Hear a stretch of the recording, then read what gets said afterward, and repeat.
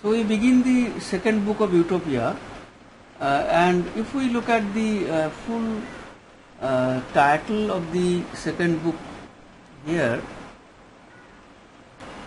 it reads, "The second book of the communication of Raphael Hythloday concerning the best state of a commonwealth, containing the description of Utopia, with a large declaration of the politic government and of all the good laws and orders of the same island." Therefore, we cannot make any mistake that this second book is totally about the political idea of the best practices of a state. And the brief title which we saw, the title of the first book, the first book of the communication of Raphael Hythloday concerning the best state of a commonwealth, which if More wrote the first book later, then we see the simplification that it is about a commonwealth, about the best form of administration and state in a commonwealth. But in the second book we see that he writes a large declaration of the politic government, which means that the focus is much more here on the political significance of such a government that one finds in Utopia. So it begins with a description of the island of Utopia, its length of 200 miles, how there are around the island like 500 miles within, there is a circuit of the sea, but originally before King Eutropus arrived here, one part of the island was joined to the mainland. So it was like an isthmus, and King Utopia took up the project of cutting out that joining to make it a complete island. Howbeit, as they say, and as the fashion of the place itself does partly show, it was not ever compassed about with the sea.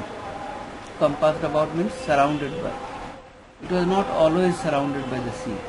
But King Eutropus, whose name as conqueror the island beareth, for before his time it was called Abraxa, which also brought the rude and wild people to that excellent perfection in all good fashions, humanity and civil gentleness, wherein they now go beyond all the people of the world.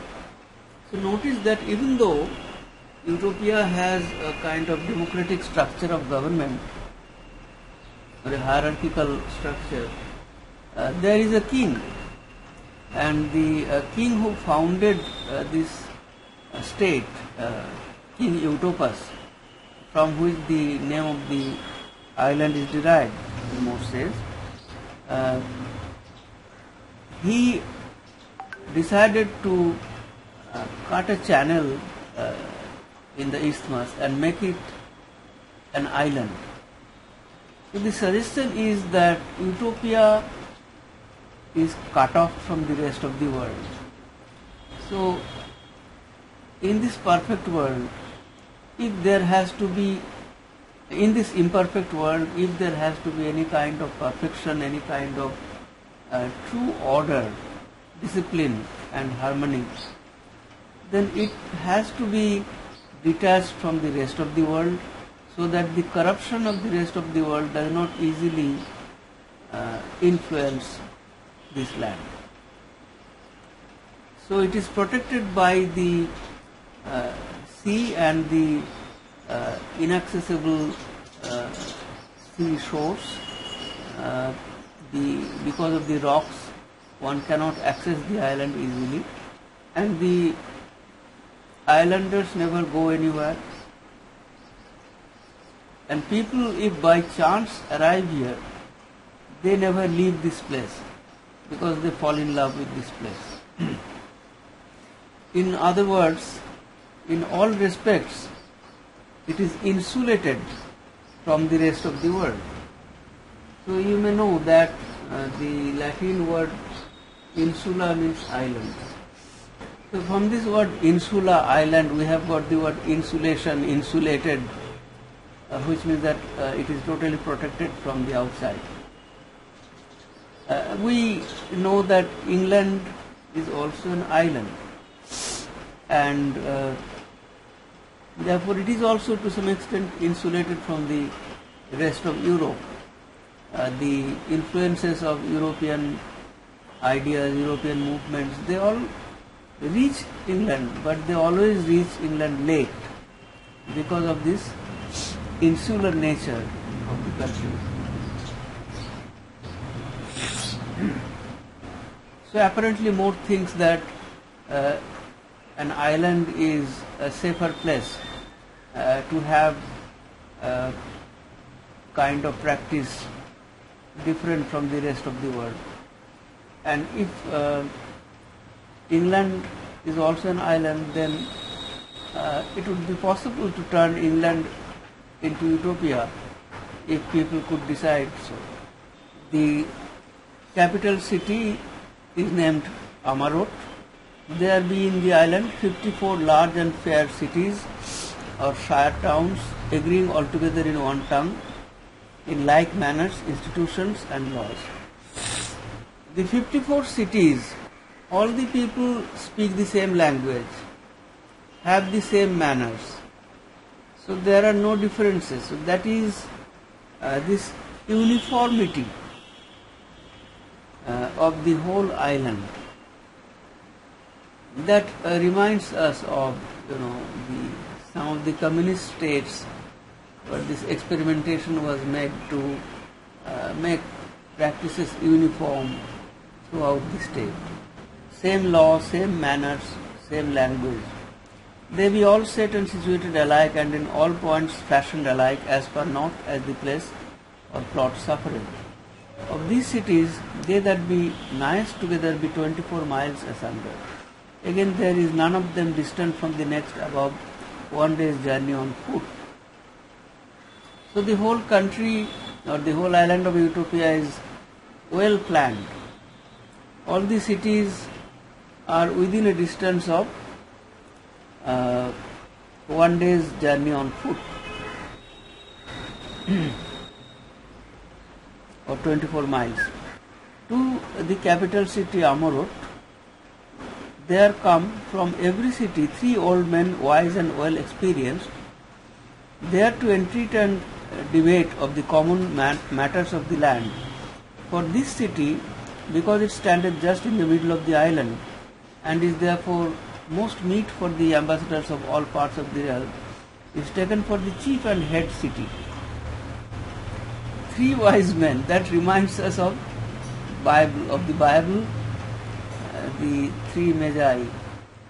So every city sends 3 wise men to the capital city for discussion in the parliament, debates or discussion regarding matters of the state in the parliament.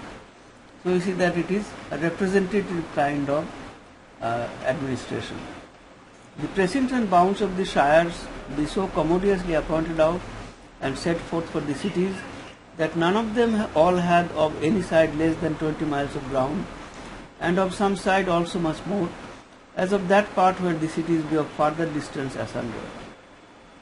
None of the cities desire to enlarge the bounds and limits of their shires, for they count themselves rather the good husbands than the owners of their lands.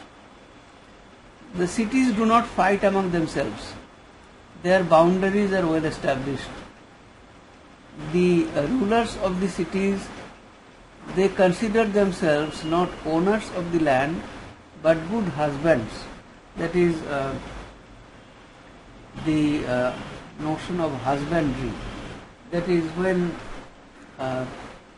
people look after their sheep, their flock or their cattle, when they practice good husbandry, they try that every sheep, every animal is well fed, well nourished and healthy. So that is good husbandry. Therefore, the sense of ownership is not there, but the sense of supervision, the sense of taking care, nurturing, that is prevalent among the rulers. There are houses, these houses be inhabited of the citizens, which come thither to dwell by course. So houses are not private properties. People come there like blocks in East European countries. People come there to sit, to stay by turn. No household or farm in the country has fewer than 40 persons, men and women, besides 2 bondmen, which be all under the rule and order of the good man and the good wife of the house, being both very sage, discreet and ancient persons. You see, the notion of family is not here, that every family has a house. A large number of people live in a house. So in every house, no less than 40 persons live, but every house has a good man and a good wife. That is, there is some kind of a boss, some kind of a leader who is in the role of the patriarch in the house.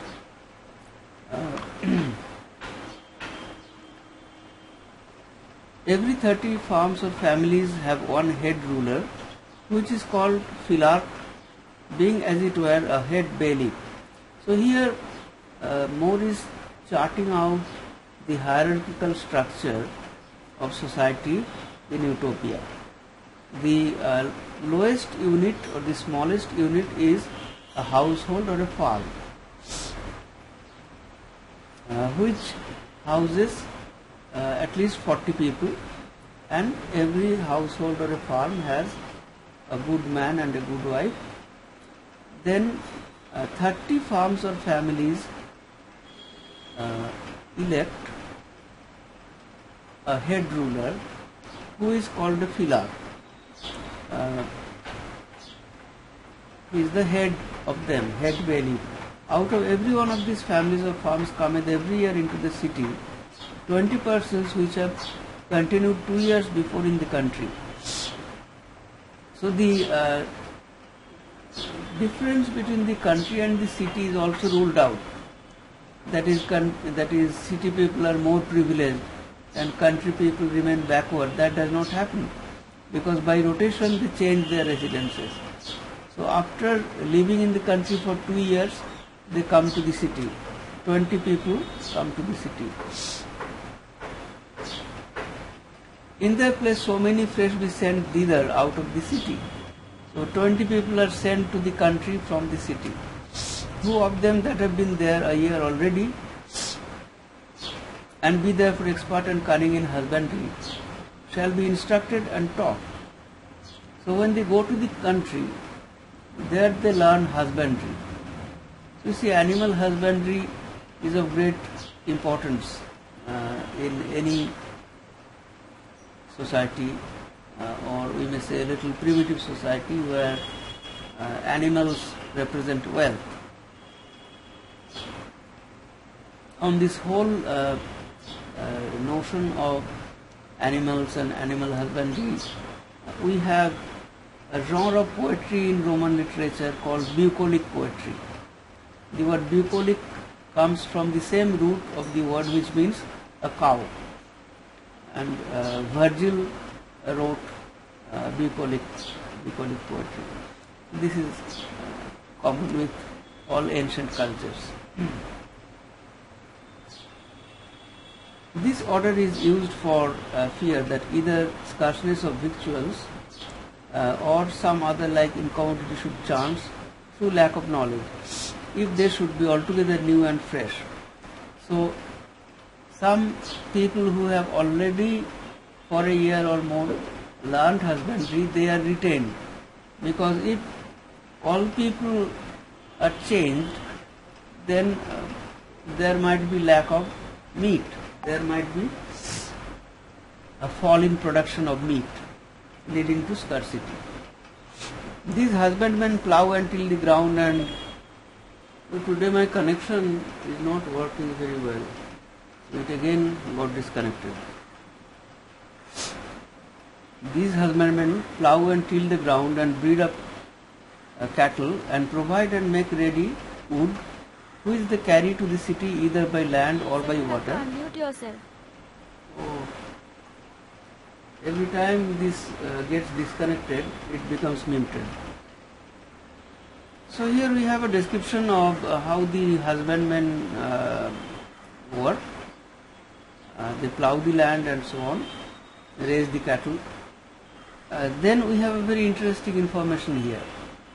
They bring up a great multitude of pulin. Pulin means chicken, birds, and that by a marvelous policy. For the hens do not sit upon the eggs, but by keeping them in a certain equal heat, they bring life into them and hatch them. So an artificial technology of incubation is there, so that the hens need not sit on the eggs to hatch them. The chickens, as soon as they become out of the shell, follow men and women instead of the hens. So since they do not see their mothers, they do not see the hens, that they follow whoever they see first. The chicken, as they come out of their eggs, they see men and women, so they follow them. So this is More's fertile imagination about the innovation in the technology of incubation, and how therefore the chicken can be better controlled by men.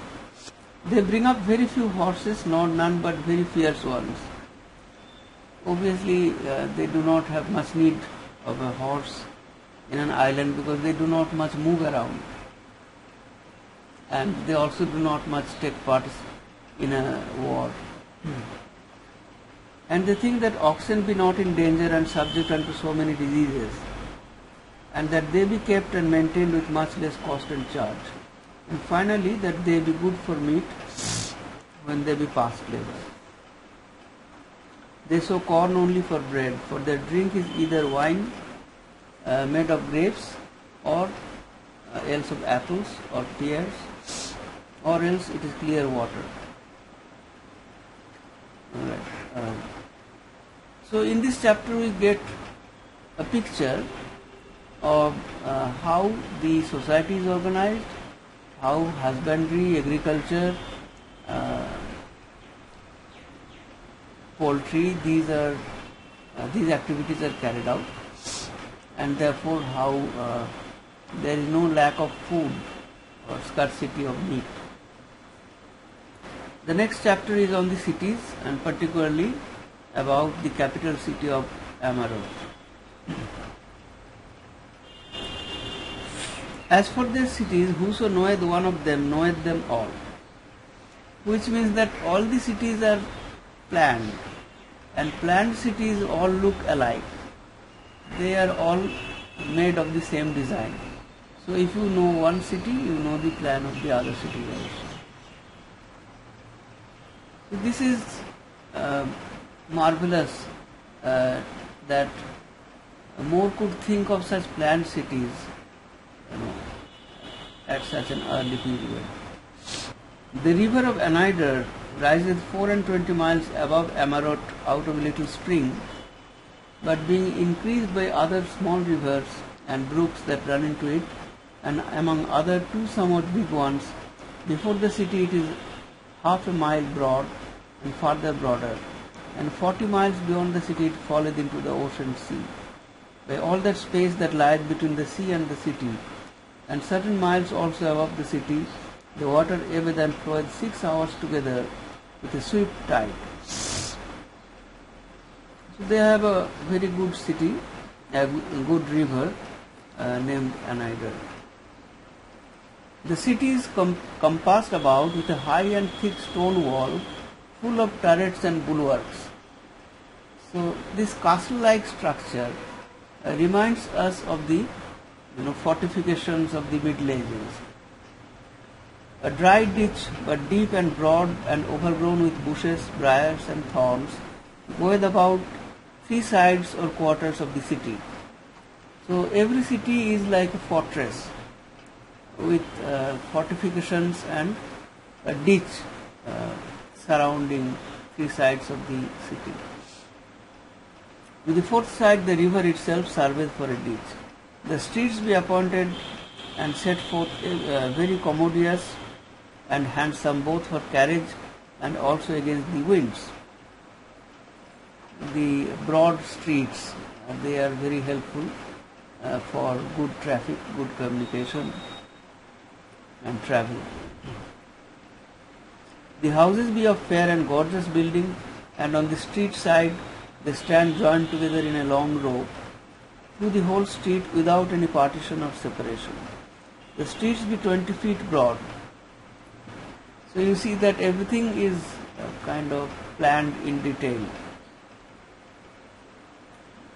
For city planning, urban planning, these are very important factors. On the back side of the houses, through the whole length of the street, lie large gardens enclosed round about with the back part of the streets. So this is very similar to England, because we know in England the houses face the streets, and at the back of the house there is usually a garden, an enclosed garden. They set great store by their gardens. In them they have vineyards, all manner of fruit, herbs and flowers, so pleasant, so well furnished, and so finely kept, that I never saw thing more fruitful, nor better trimmed in any place. So the gardens are very useful. They contain useful herbs, plants, flowers. Their study and diligence herein cometh not only of pleasure, but also of a certain strife and contention that is between street and street concerning the trimming, husbanding and furnishing of their gardens, every man for his own part. That is, the hedges, the shrubs, they are regularly trimmed by men who live in the houses. So every garden is kept in a proper condition. And therefore it may seem that the first founder of the city minded nothing so much as these gardens. For they say that King Eutropas himself, even at the first beginning, appointed and drew forth the platform of the city into this fashion and figure that it hath now, but the gallant garnishing and the beautiful setting forth of it, whereunto he saw that one man's age would not suffice, that he left to his posterity.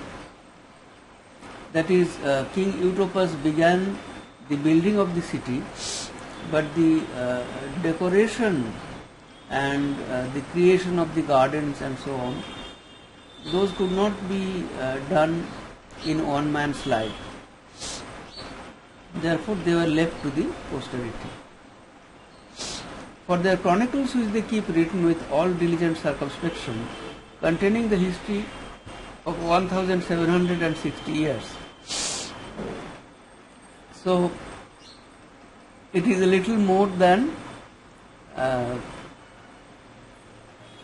the Christian years after Christ. So More was writing in 1515, and Utopia, he writes here, has a history of 1760 years. Therefore, the purpose here is to suggest that Utopia is older than the Christian civilization, thus making it more, acceptable, more convincing. The next chapter, so you see the chapters are short, but in every chapter there is some important information. The next chapter of the magistrates. So these chapter titles, they are translations of Latin titles of the magistrates, of the cities, and namely of Amurata. So everything begins with more or less with of, because in Latin such chapter titles begins with the word "de," which means of. If you remember Francis Bacon's essays, there you see of travel, of studies, because in Latin the essays begin with D. Every 30 families or farms choose them yearly an officer, which in their own language is called the Syphogrant and by a newer name, the Philar. Now this is another interesting thing, that More takes the trouble of giving two names. One is the new reformed language of Utopia and the other is the ancient language. So why does he do that? I suppose that he introduces the idea of philology, the idea that languages develop in course of time, and this also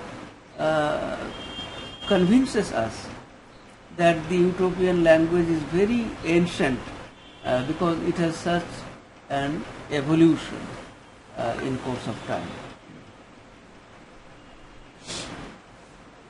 So every 30 family, now it is a continuation of the social structure and hierarchy that we saw in the earlier chapter,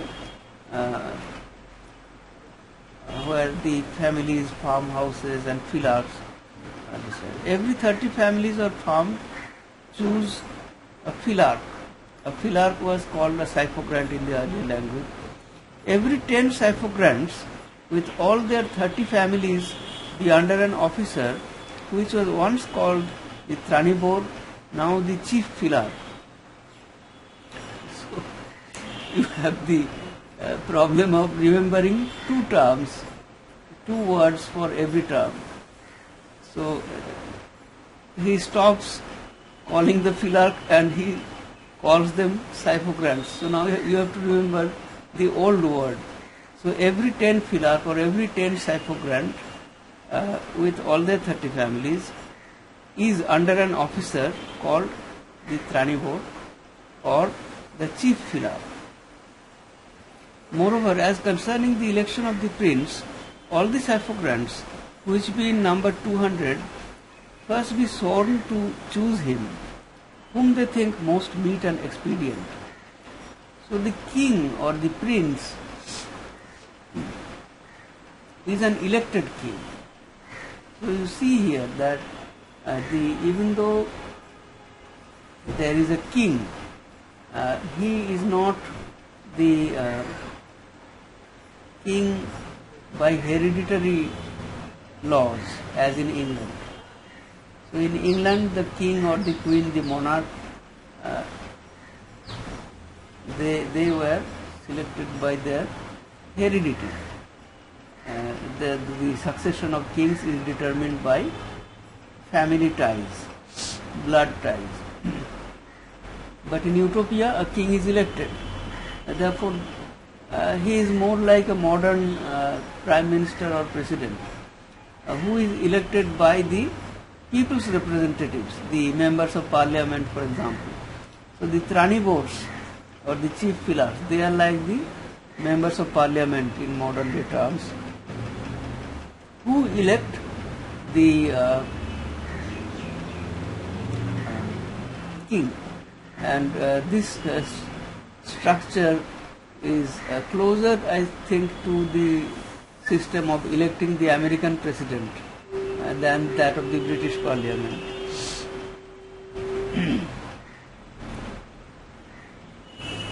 For out of the 4 quarters of the city, then by secret election they name prince one of those 4 whom the people before named unto them. So first they get from the people 4 names, and then they hold a secret ballot and choose one of them as the prince. So this practice of election by secret ballot, that also sounds to us as extremely modern, because in Tudor England there was no such concept of election by secret ballot.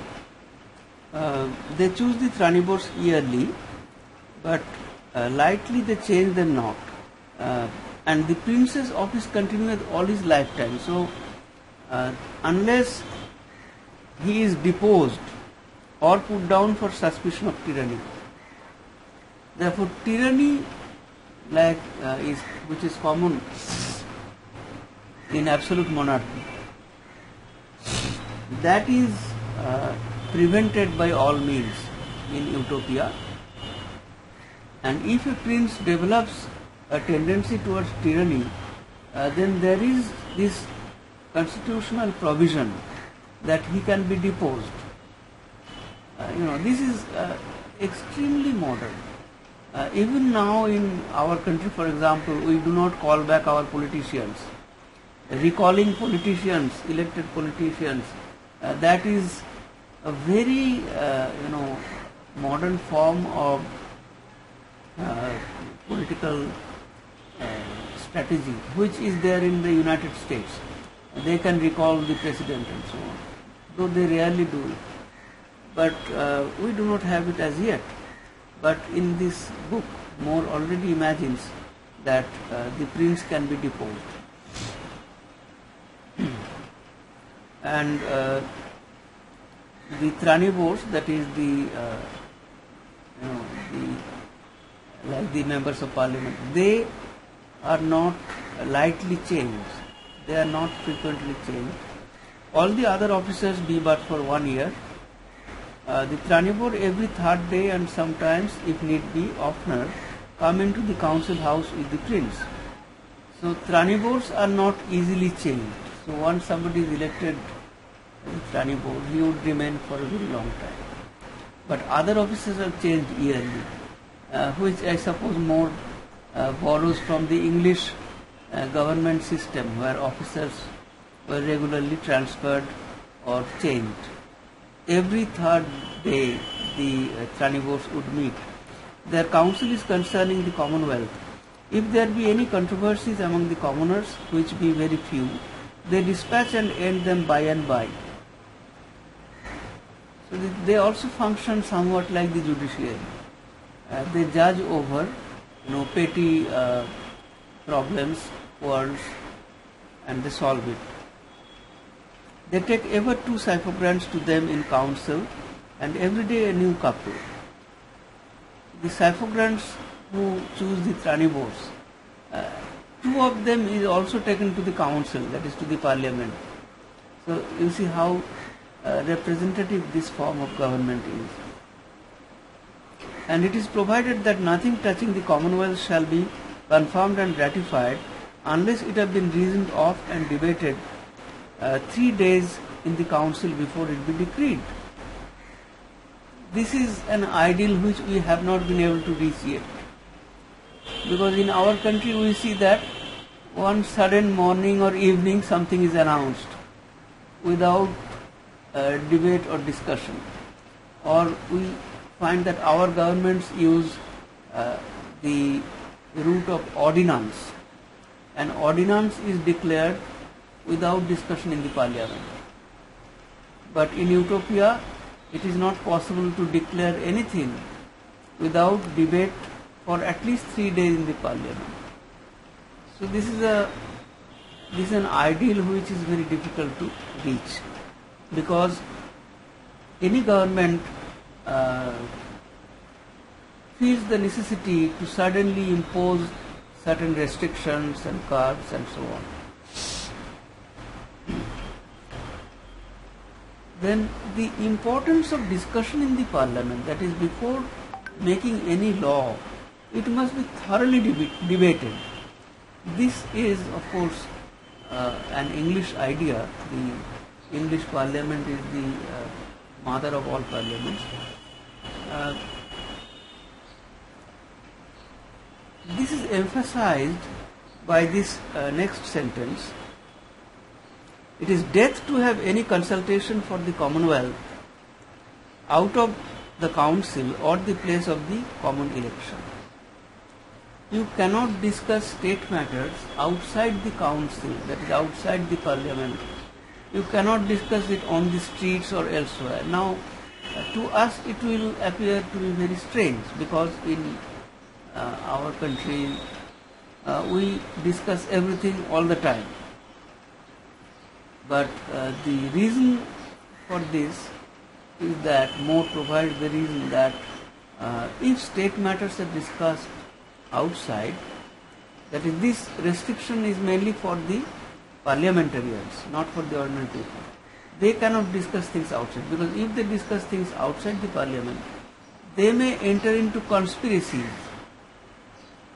which the other members of the parliament do not know, and they can create trouble. Therefore, if they hold any discussion outside the parliament, the punishment is death sentence. This statute, they say, was made to the intent that the prince and Tranibors might not easily conspire together to oppress the people by tyranny and to change the state of the will public. So those who were powerful, the prince and the parliamentarians, they should not be able to create a nexus against the people and by covert means change the constitution and then become tyrants. To avoid that, to preempt that, this law was created. Therefore, matters of great weight and importance be brought to the election house of the suffragans, which open the matter to their families. So you see that any important topic first goes downstream to the suffragans, then to the families of farmhouses. So they all discuss the matter, then their opinions come upstream and reach the Tranibors and finally the prince. And afterwards, when they have consulted among themselves, they show their device to the council. Device, that is what they have devised, what they have decided. They tell it to the council. Sometimes the matter is brought before the council of the whole island. So effectively it is the council or the parliament that rules the island. Furthermore, this custom also the council uses to dispute or reason of no matter the same day that it is the first proposed or put forth, but to defer it to the next sitting of the council. Which means that no decision is taken in a hurry. Any matter which is first proposed, no decision will be taken on that same day. So it will be postponed to the next hearing so that people have time to discuss it. Because that no man, when he hath rashly there spoken, that cometh to his tongue's end, shall then afterward rather study for reasons wherewith to defend and maintain his first foolish sentence, than for the commodity of the commonwealth. So people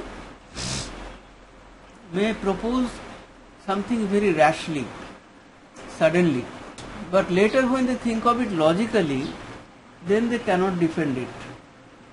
And that is why any new proposal, a discussion on that will be held only in the next sitting, so that that person has the time to correct himself.